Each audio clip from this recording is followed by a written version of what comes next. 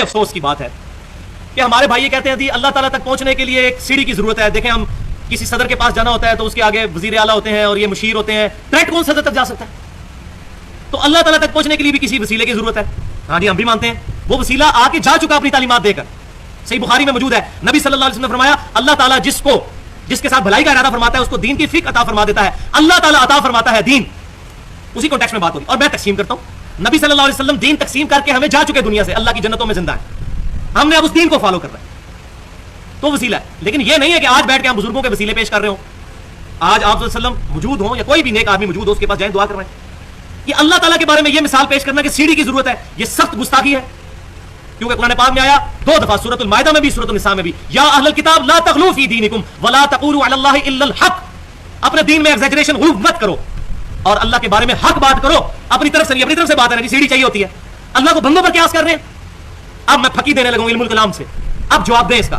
اگر کسی کو بات ہضم نہ ہو مجھے یہ بتائیے, پوری پاکستانی قوم کسی شخص کے خلاف جھوٹی گواہی دے دے عدالت میں جا کر, کیا چیف جسٹس آف پاکستان اس شخص کے خلاف فیصلہ نہیں کر دے گا؟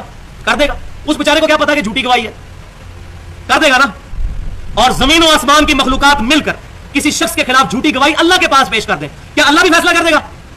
کرنا چاہیے نا جی, اللہ کو بھی جج پہ قیاس کریں نا. اب یہ وہ علمی جواب ہے, علم الکلام, منطق سے, لاجک سے, فلسفی سے.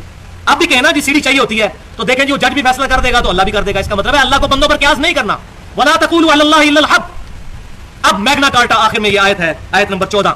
میگنا کارٹا انسانیت کا جو 17ویں صدی عیسوی کے اندر انگلینڈ میں یہ رول بنا تھا کہ ہر شخص حاکم وقت سے جا کر مسئلہ اپنا ڈسکس کر سکتا ہے, اس کو میگنا کارٹا کا نام دیا تھا.